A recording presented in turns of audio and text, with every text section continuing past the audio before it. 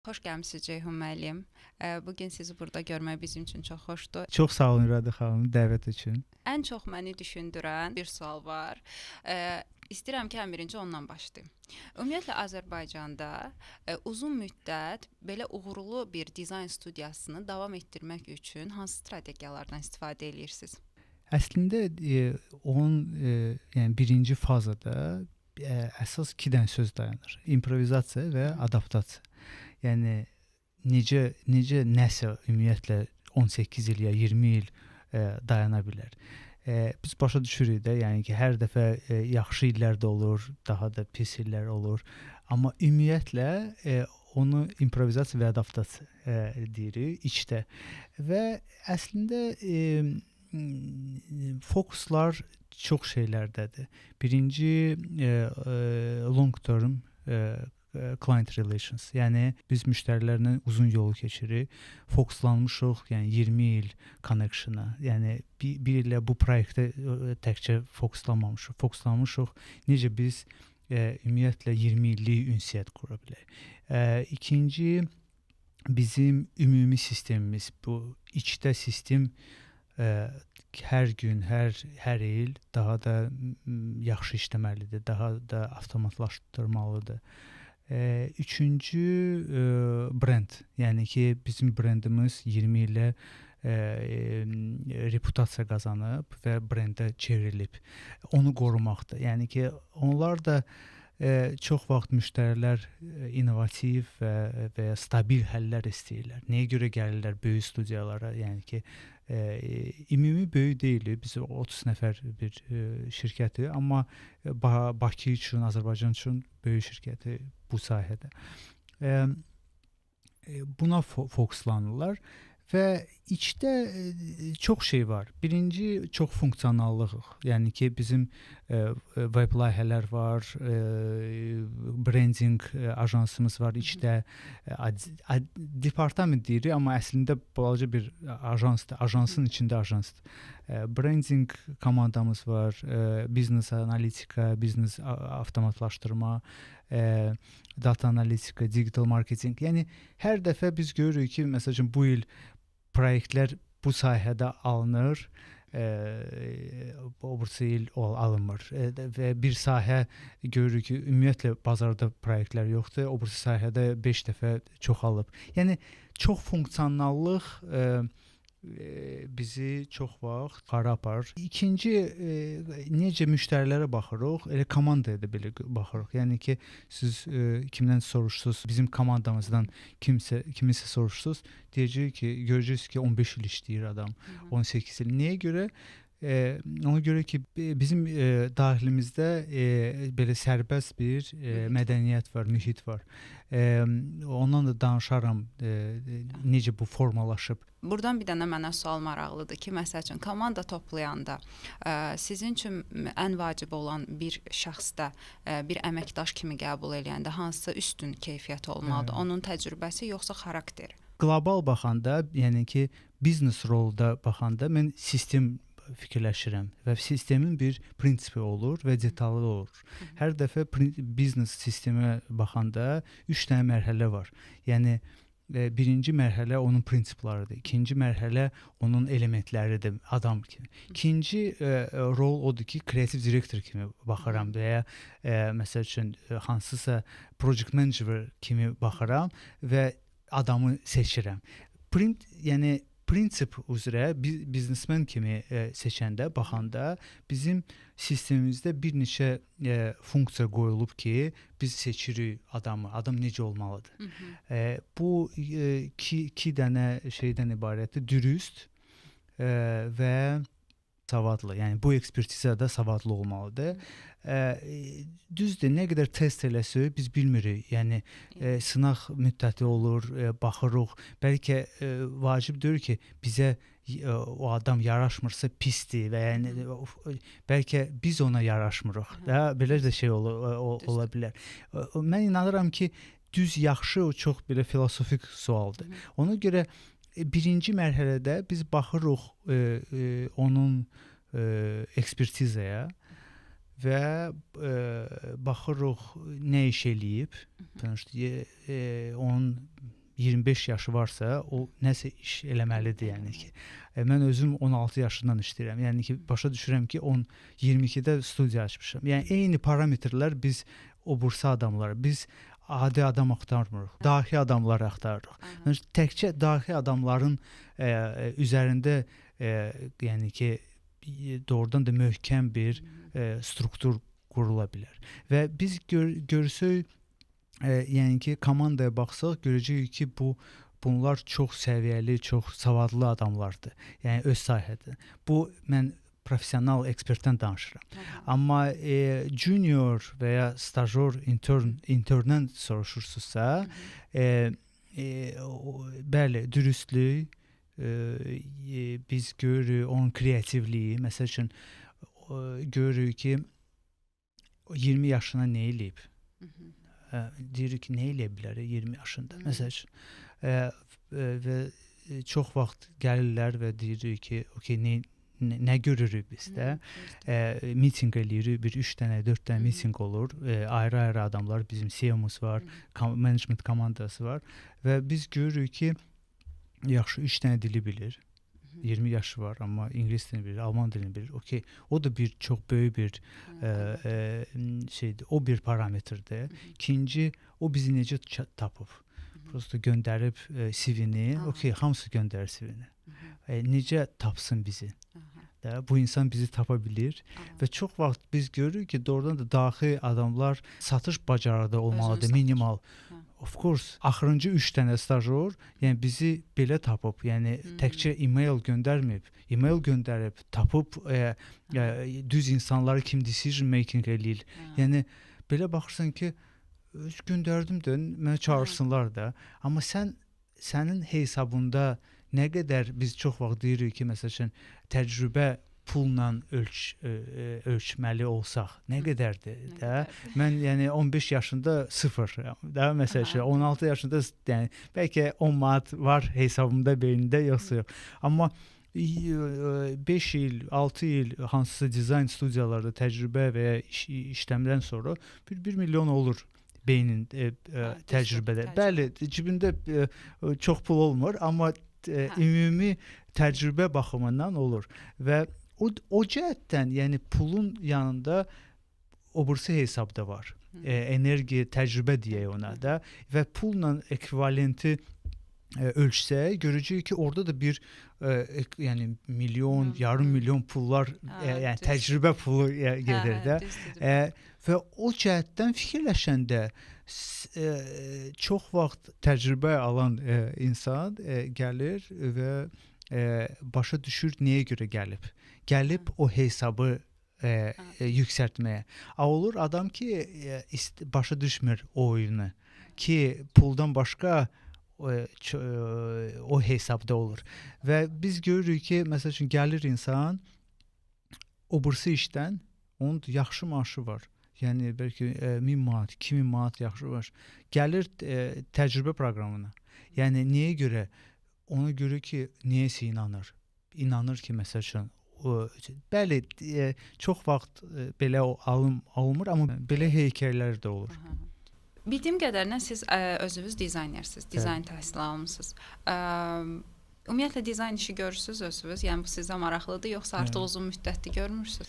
Yox, mən çox vaxt deyəndə mən biznesmen deyiləm, axı mən yəni ki, dizayneram. Və nəyə görə ümumiyyətlə necə baş verir? Mən birinci 10 il, bəlkə 12 il deyirdim, mən qrafik dizayneram. Sonra deyirdim, mən UX, UI, web dizayneram. Sonra deyirdim, mən marketing, yəni də belə dizayner nəsə qoşurdum. Sonra deyirdi ki, okey, mən reklam dizayneram. Sonra başa düşdüm ki, bir söz düşünsək, məsəl üçün dizayner nə istəyir və ümumiyyətlə bu sözün arxasında nə dayanır? Və biz görəcəyik ki, yaratmaq yaranır. Yəni ki, adam çox sadədir içdə. Yəni ki, bir tərəfdən belə ürəyə baxanda görürsən ki, ya yaradıcıdır, ya da daha analitikdir, ya mixdir, çox vaxt mix olur. Amma görürük ki, 80% nəyəsə meyllidir də bu adam. Məndə söz əslində mənim sözüm əslində yaratmaqdır. Və başa düşdüm ki, dizayner elə yaratmaqdır. Yəni nə istəyirsən yaratmaq və daha böyük konteyner yaradıldı. Məsəl üçün customer experience, digital transformation. Məsəl üçün bu əsas 2 dənə sözdür. Sonra biznes avtomatlaşdırma. Yəni sən product management, sən nə istəyirsən yarada bilərsən. Və indi məsəl üçün bir 50% mənim fokusum GIS özüdür. Yəni ki, GIS-in studiyanın sistemidir. Yəni nəyə görə mən dizayner kimi çox proyektlər elədim və mənim o içdə ambisiya olur. O ambisiya sönüb. Yəni qrafik dizayn kimi. Çox proyektlər elədim və o içdə olur. Sən nəyəsə göstərmək istəyirsən, nəyəsə nail olmaq istəyirsən, okey də reddut aldıq, onu da aldıq. Yəni dünyada dizaynerlardan biri olduq. O ambisiya itir və təzə ambisiya gəlir. Məsəl üçün dizayner brandin dizaynı, customer experience dizaynı, digital transformasiyanın dizaynı və indi belə buna fokuslanmışam. Çox bir 30% proyektlərdə mən hələ ki hansısa rol oynayıram. Bəlkə baxıram, kreativə baxıram və ya yüksək baxıram. Düzdür, mən çəkmirəm, əllə çəkmirəm, amma ümumi istiqamət bir 3-4 dənə kreativ direktor var. Mən də onların sırasındayım. 50% fokuslanmışam. Ümumiyyətlə GIS sistem kimi, ya ekosistem kimi daha yaxşı insanlar buraxsın, daha yaxşı produkt eləsin, daha stabil bir struktur böyüdürsün. Çünki mən inanıram ki, GIS üçün də yaxşıdır o və yeni proyektlər də onun üzərində qurulacaq. Yəni biz görməyəcəyik ki, hansı təzə yeni qrafik dizayn və mən çox vaxt görürəm ki, çox qrafik dizaynlar, UX dizaynlar buraxılır kurslarda. Doğrudan da içlərində də çox talantlı insanlar var. Amma reallıq odur ki, gələcək multifunksionallar dizayner. Yəni ki, multifunksional dizaynerlərdir. Yəni biznes proseslərinə məşğul olacaq, customer experience-dən. Yəni bir dənə sahəni seçməməlidir. Bir neçə dənə sahəni birləşdirməlidir. Yəni o tərəfdən bizim komandamız çoxsu elə funksiyanaldır. Yəni və mən də elə eyni şəkildə istəyirəm həm customer experience, həm digital transformation, həm biznes prosesi, həm qrafik dizaynı, həm brandingi, yəni ki, bu sahələri çox sevirəm. Əslində bir 5-6 dənə sahədir mən dediyim. Heç olubmu bir anlıq, məsələn, bir aylıq dayandırmısınız ki, mən o motivasiyadan düşdüm də, yəni olub. Yəni bu ümumiyyətlə. Çox olub. Əslində motivasiyadan düşmək hər dəfə olur. Yəni o sikldir və siz görəcəksiniz ki, o sikl hər dəfə yəni ki başlayır və qurtarır, başlayır, qurtarır. Ona görə bizim mən çox xoşbəxtəm ki, məsəl üçün mənim ətrafımda komanda var.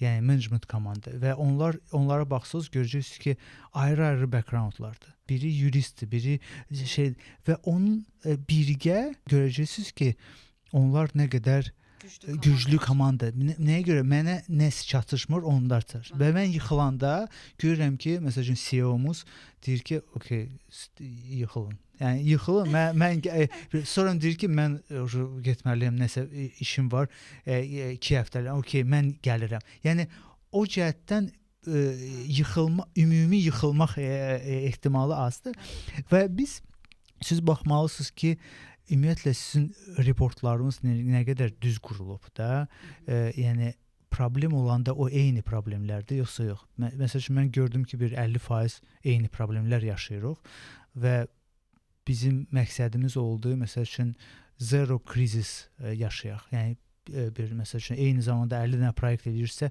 birində də problem yoxdur. Yəni o axırda problem olmur. Onun da çox dərəcəsi var o sistem. Amma yeni insandan danışsaq ki, studiya eləmək olur. Çox vaxt necə olur? Məni götürsək, çox insanlar eyni təcrübəni keçir. 5-6 il işləyir o birisi studiyalarda. Görür ümumiyyətlə öz value-nu, müştəriləri görür, müştəri necə olur, real situasiya görür. Çünki o universitetdə real situasiya deyil. Universitetdə onun bir repetisiyasıdır. Yəni universitet nə verir? Repetisiya verir. Bəlkə də həyata doğrudan da çox oxşayır bu repetisiya, amma real həyat deyil. Real həyatda müştəri ayrıdır və mən çox vaxt görürəm ki, o universitet uşağı, yəni ki, bitirən uşaqlar gələn real təcrübəni keçəndə görürük ki, onlar hələ ki hiss eləmirlər. Bəlkə başa düşürlər, hiss eləmirlər. Və siz başa düşməlisiniz ki, 5-6 ilə siz görəcəksiniz ki, sizin ətrafınızda həm müştərilər də var. Siz başa düşürsünüz onlarla necə işləmək lazımdır, az çox. Siz başa düşürsünüz ki, sizin values, yəni ki, nə baş verir? Məsələn, dizayn edirsiniz, o keçir yoxsa yox. Siz başa düşürsünüz ki, məsələn, dizayn daha vizual deyil. Dizayn hansısa mesajı aparır, hansısa məqsədi solve eləyir. Yəni hansısa həlli tapır adamlar və o baxımdan siz təcrübə qazanırsınız. Yavaş-yavaş müştərilər özləri deyəcək sizə və ya siz hiss edəcəksiniz ki, okey, mənim value'm çoxdur və mən hansısa tenderlara daxil ola bilərəm. Yavaş-yavaş tenderlara daxil olursunuz, öz studiyanızı açırsınız. Amma yenə də biz başa düşməliyik ki, hər adam, hər dizayner studiya açmamalıdır. Yəni ki, niyə görə bu struktur gəlib? Niyə görə? Məsələn, bir hekayə var. Lamborghini dizayneri, belə qoca dizayner olur. Bilmirəm, düzdür, deyir. Çox vaxt studiyada o eyni məqamı, eyni tarixi, story'ni danışırlar ki, yəni bir 20 il dizayner olur və deyirlər ki, okey, indi sən keçməlisən ki, head of design, nə bilim nə, o deyir, yox, mən dizayn çəkmək istəyirəm. Manager oldun və ya kreativ direktor oldun, sənin səlahiyyətin azalır, yəni sən çəkmirsən, sən fikirləşirsən. Sonra manager olanda sən ümumi yəni ki, responsibility artır da, sən rutinlə məşğulsan, sən politika ilə məşğulsan, sən yəni içdə müştərinlə danışmağı, belə strukturlarla məşğulsan. Yəni sənin yaradıcı hissin yavaş-yavaş azalır və sıfıra enir. Yəni o cəhətdən o da bir choice-dır. Və adam, mən inanıram ki, studiyanı çox vaxt, yəni də success nədir?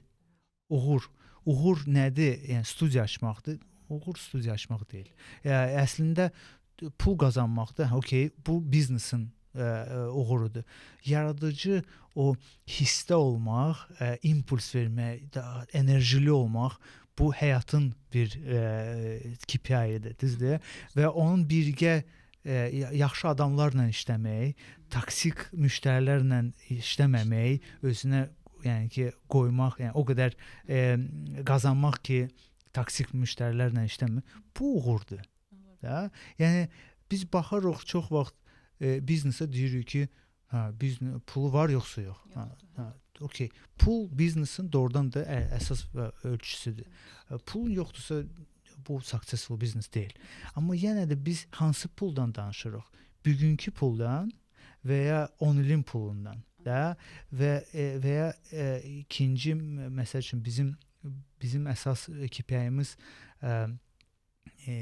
pul deyil, məsəl üçün. Bizim əsas KPI-miz möhtəşəm proyektlərdir. Və biz inanırıq ki, möhtəşəm proyektlər eləsək, möhtəşəm pul da qazana bilərik. Və möhtəşəm proyekt nədir? Bizim içimizdə R&D var, Research and Development var. O çox belə filosofik suallarla məşğuldur. 2 nəfər, 2-3 nəfər. Biz də çox vaxt qatışırıq onlara.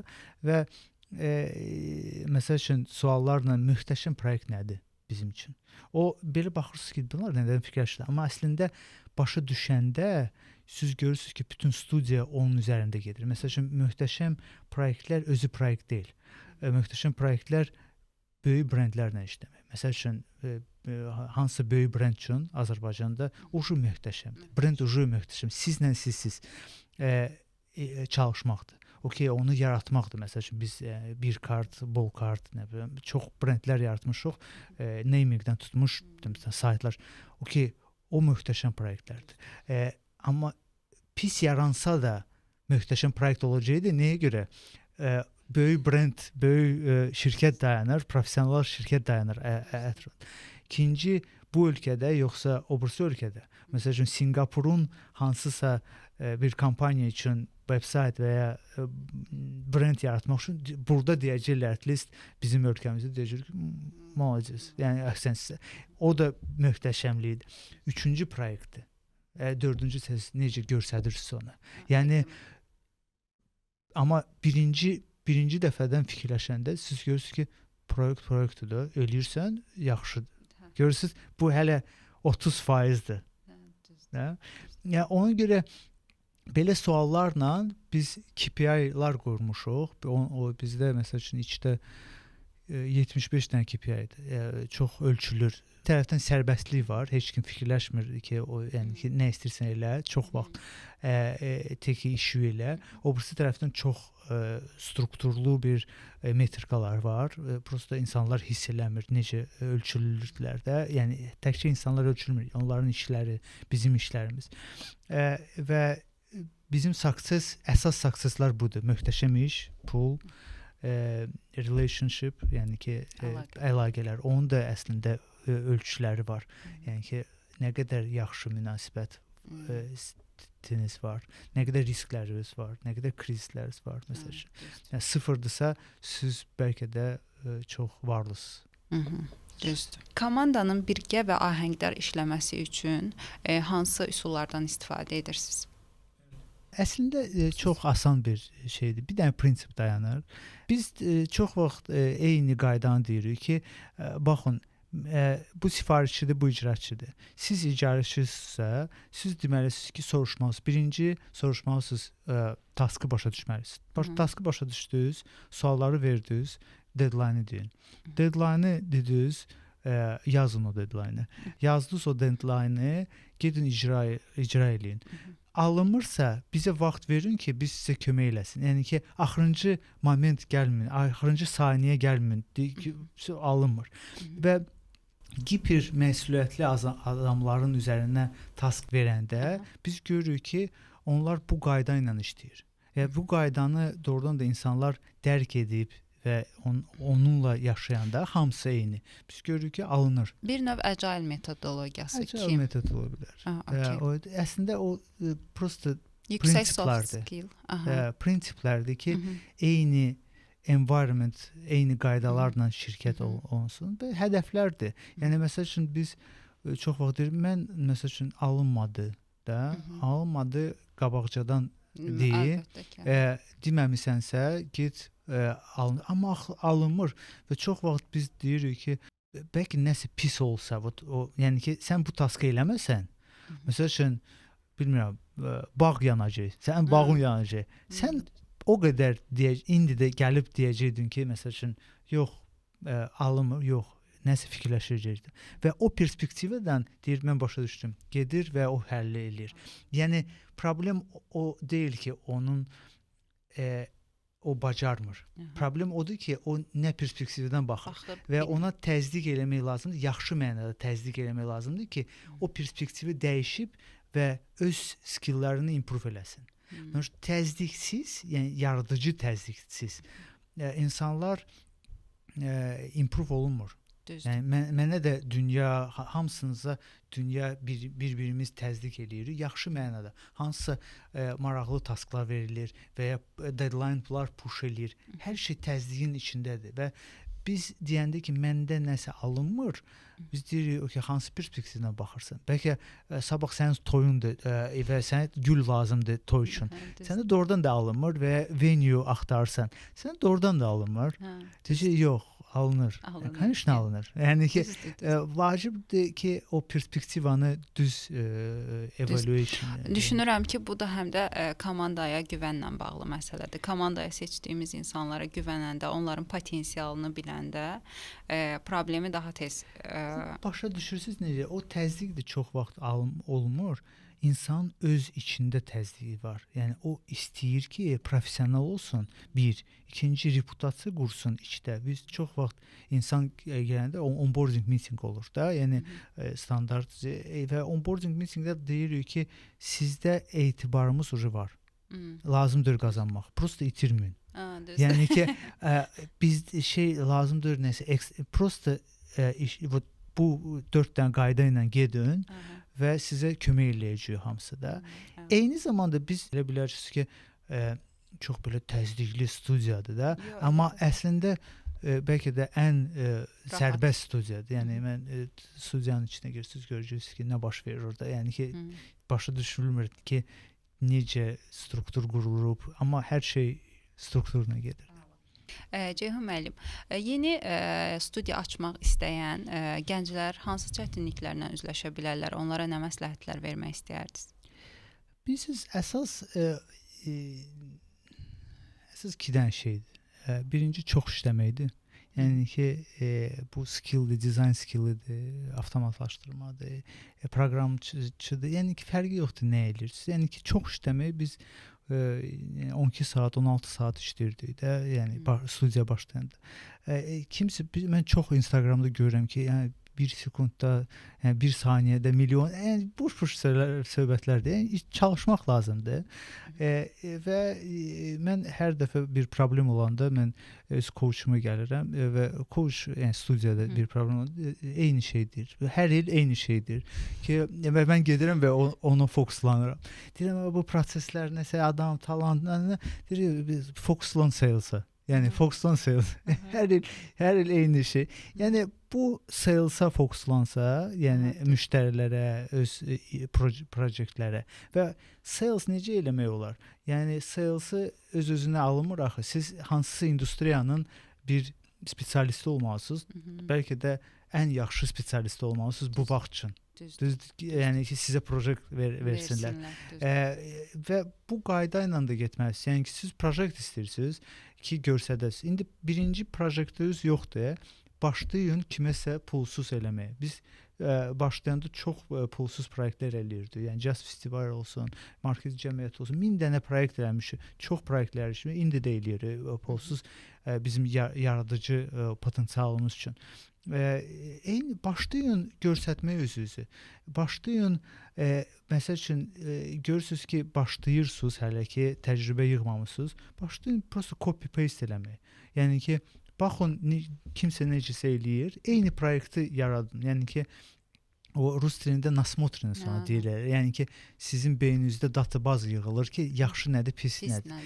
Və onu copy paste eləmək ümumi bir yəni ki, bir həldir. Hansı posteri, hansı sistemi, yəni bir sistemi copy paste eləyin, baxın, yəni ki, nə qədər asandır onu eləmək üçün. Dizayn sistemi ola bilər və ya digital sistemi ola bilər. Başlayın copy paste, lazımdır innovasiya. Lazımdır birinci mərhələdə bazanı yığmaq, onu da copy paste ilə yığa bilərsiniz. Yəni ki, ayda bir 10 dənə belə proyekt eləyin, poster, 10 dənə sayt, 10 dənə.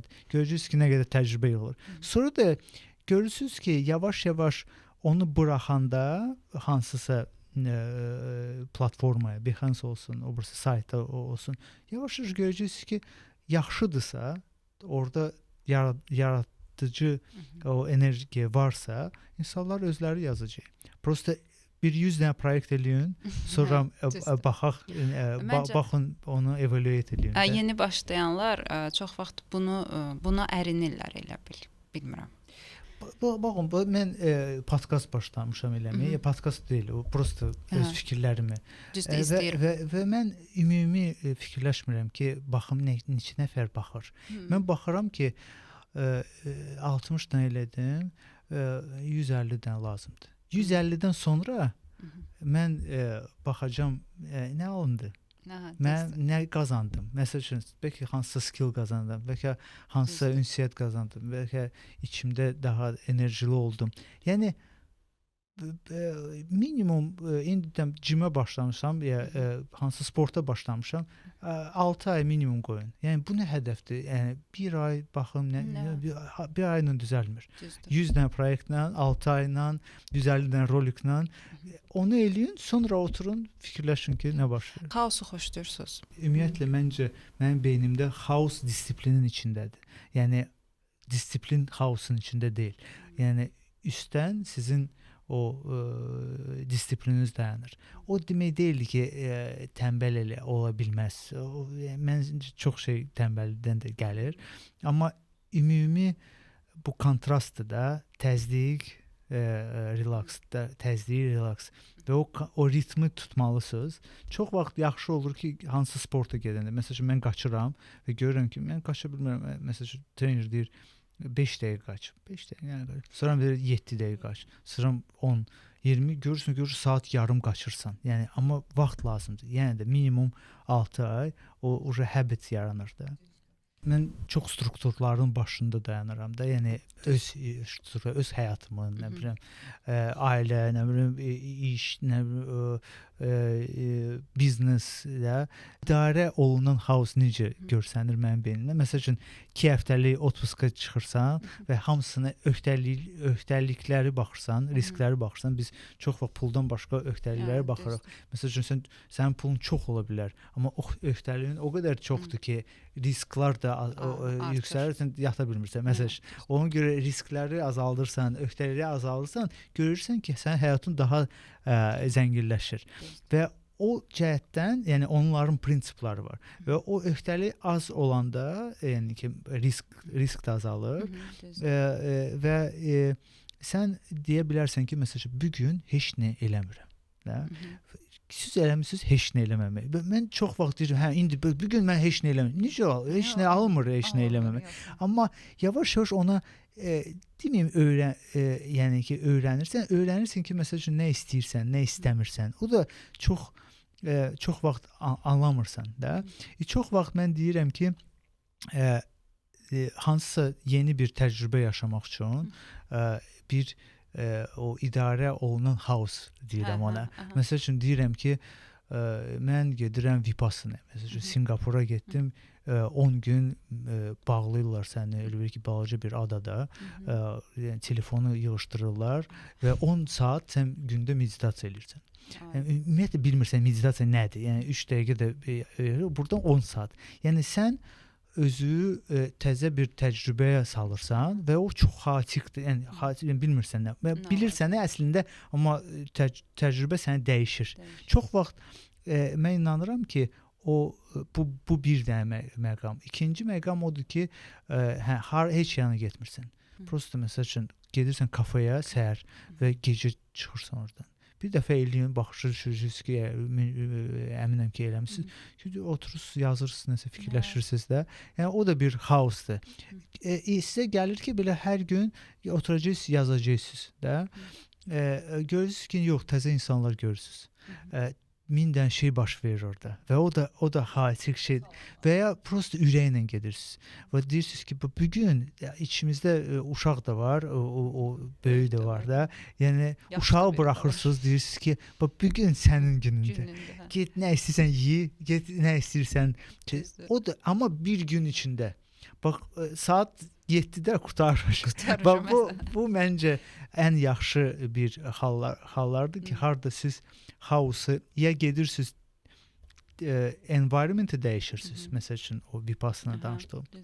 Ya da ürəyi buraxırsınız və uşaq hara istəyir, xaotik olsun, bir gün onu istəyirəm, 2 saatdan sonra olsun. Görürsünüz ki, hara aparır, o da enerji verir. Mən də çox sevirəm xaosu, ona görə sual verdim ki. Məncə hər şey xaosdan yaranır. Düzdür. Yəni ki, qarışıqlığı, o yaranan vəziyyəti və onu idarə etməyi xoşlayıram. Hələ idarə edə bilməyəcəyim nəsə olanda da düşünürəm ki, təcrübə oldu. qazandım Onu nəsə. mən çox vaxt qorxurdum o hissi ki, ayda bu konflikt, o şey problemlər. Sonra başa düşdüm ki, bu həyatın bir şeyidir. Hə, Yəni bir biri var, parçası. hər şey hamısı başa düşür onu, amma biri var anlamaq, biri var prosta bilmək. Onu da anlayıb idarə etmək də, yəni biraz çətindir Bəli, onu bacarmaq, amma hə, xaosu mən də sevirəm. Yəni onu idarə eləməyi, o Prosta hər şey başa düşmür. hə. Yəni üst sistemi başa düşmür. Yəni biz başa düşürük bu gördüyümüz, hiss etdiyimiz. Yəni o cəhətdən bir tərəfdən disiplin, o birisi tərəfdən o biraz idarə etmək, hər bir şey xaos da olmalıdır. Xaos mütləq olmalıdır. Yoxsa inkişaf olmaz deyə düşünürəm. Yəni o xaosdan yaranır. Çox sağ olun. Təşəkkür edirəm. Sağ olun Rədə. Çox minnətdaram. Dəyərli fikirlərinizi bölüşdüyünüzə görə mənim özümə çox maraqlı oldu. Düşünürəm ki, yəqin ki, gənclərə də maraqlı olar. Çox sağ olun. Sağ olun. Çox sağ olun.